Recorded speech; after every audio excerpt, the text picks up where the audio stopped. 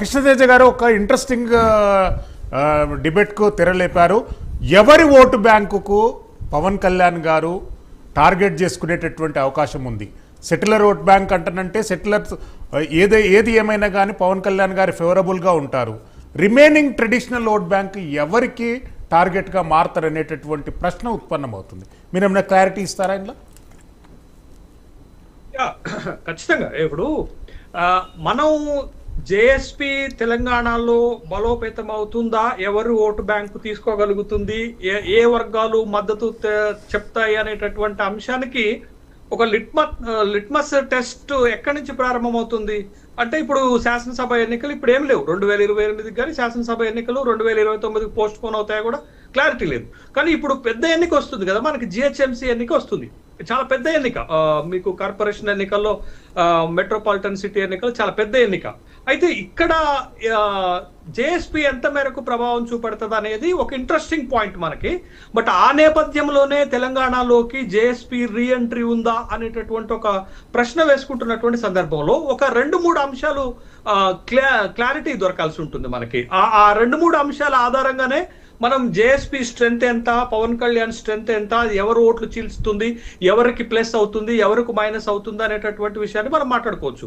First thing ఏంటంటే ఆంధ్రాలో కూటమిని ఇక్కడ కూడా రిపీట్ చేస్తారా అంటే ఇప్పుడు ఆంధ్రాలో కూటమి ఉంది, బట్ ఆ కూటమిని యాజ్ ఇట్ ఈస్ గా మీకు తెలంగాణలో కూడా ముందుకు తీసుకెళ్తారా Telugu Desam, Janasena party, BJP party. అయితే గత కొంతకాలంగా తెలుగుదేశం తోటి అలయన్స్ అవ్వటానికి భారతీయ జనతా పార్టీ తెలంగాణలో ఇంట్రెస్ట్ చూపెట్టట్లేదు. దానికి కారణం ఏంటి అంటే తెలంగాణ ఉద్యమం సందర్భంగా తెలుగుదేశం తీసుకున్న వైఖరి కానీ, తెలుగుదేశం పై ఉన్నటువంటి అభిప్రాయాలు మా మీద నెగిటివ్ ప్రభావం పడుతుందని భారతీయ జనతా పార్టీ తీసుకోవట్లేదు. కానీ జనసేనతో పొత్తు పెట్టుకోవడానికి భారతీయ జనతా పార్టీకి అభ్యంతరం లేదు.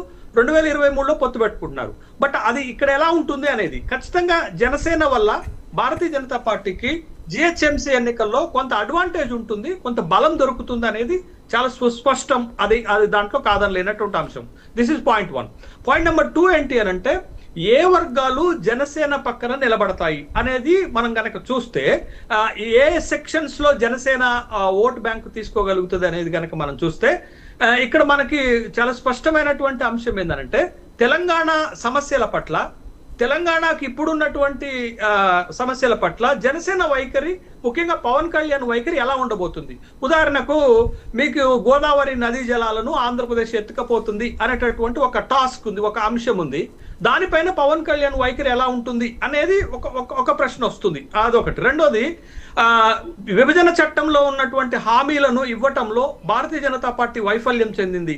పవన్ కళ్యాణ్ ప్రశ్నిస్తారా, ఒకవేళ ప్రశ్నిస్తే ఎట్లా ఉంటుంది అనేటటువంటి దాని మీద ఆధారపడి ఉంటుంది. అంటే తెలంగాణ సమస్యల పట్ల పవన్ కళ్యాణ్ గారు స్పందించేటటువంటి తీరు పట్ల ఇక్కడ ఉన్నటువంటి కొన్ని ప్రధానమైనటువంటి సెక్షన్స్ ఆయన వెనకాల నడిచేటటువంటి అవకాశం ఉంటుంది. అది ఒకటి.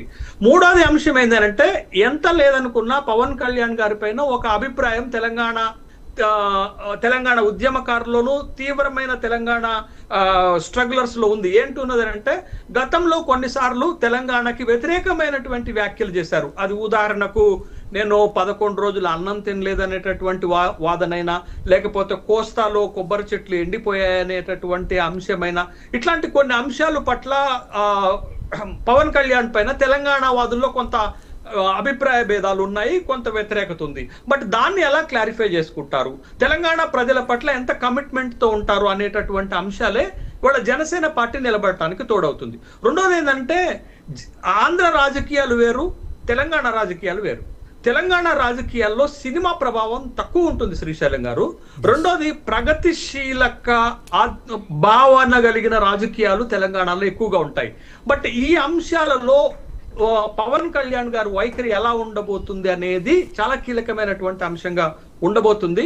బట్ అది జిహెచ్ఎంసీ ఎన్నికల్లో ఒక సెటిలర్స్ ని పెట్టుకొని, ఒక సెటిలర్స్ ని మాత్రమే నమ్ముకుంటే జనసేన బలపడదు, కానీ జనసేన మద్దతు ఇచ్చేటటువంటి పార్టీకి లాభం జరుగుతుంది. అది భారతీయ జనతా పార్టీకి కొంత స్ట్రెంగ్త్ దొరికేటటువంటి అవకాశం ఉంది. ఇప్పుడు భారతీయ జనతా పార్టీ గత జిహెచ్ఎంసీ ఎన్నికల్లో 4 కార్పొరేషన్ డివిజన్ నుంచి 48 కార్పొరేషన్ డివిజన్లకి ఎదగలిగింది.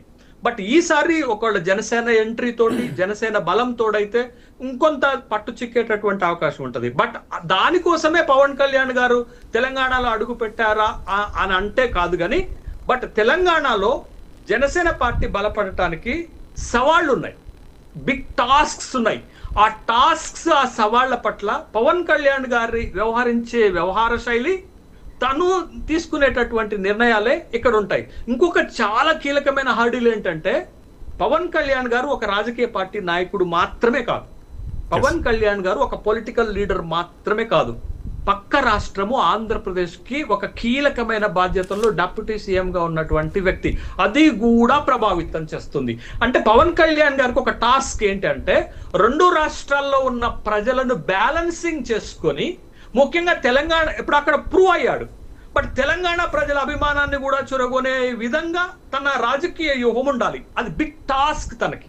ఇప్పుడు ఆంధ్రప్రదేశ్ లో ఆ టాస్క్ రావదు, ఆంధ్రప్రదేశ్ లో ఆ టాస్క్ ఉండదు. కానీ తెలంగాణలో ఒక టాస్క్ ఏందనంటే, మీకు రెండు రాష్ట్రాల ప్రజలను సమన్వయం చేసుకునేటటువంటి క్రమంలో తెలంగాణ ప్రజలను మెప్పించే విధంగా తన రాజకీయం ఉంటేనే ఇక్కడ బలపడగలుగుతాడు. లేకపోతే ఆంధ్రప్రదేశ్ డిప్యూటీ చీఫ్ మినిస్టర్ గా చూసినంత కాలం జనసేన ఇక్కడ బలపడేటటువంటి అవకాశాలు ఉండవు అనే విషయం కావాలి. బట్ ఇవన్నీ వాళ్ళందరికీ వ్యూహాలు ఉంటాయి, రాజకీయాలు ఉంటాయి, అవన్నీ ఉంటాయి. కానీ బట్ తెలంగాణ కాంటెక్స్ట్ చాలా డిఫరెంట్ గా ఉంటుంది. ఇక్కడ ఒక ఉద్యమ స్వభావం, ఉద్యమ నేల. మీకు చూడండి, శ్రీశైలం గారు నిజాం ప్రభువు నుంచి కొట్లాడుకుంటూ వచ్చేటటువంటి ఒక స్ట్రగులింగ్ అట్మాస్ఫియర్ ఇక్కడ ఉంటది. బట్ అది ప్రగతిశీలక భావజాల రాజకీయమే ప్రభావితం అవుతుంది. కాబట్టి ఆ ఫారిన్ మ్యాటర్స్, అదర్ థింగ్స్ అన్ని కూడా నామినల్ అవుతాయి. మళ్ళీ వస్తాం కృష్ణతేజ గారు.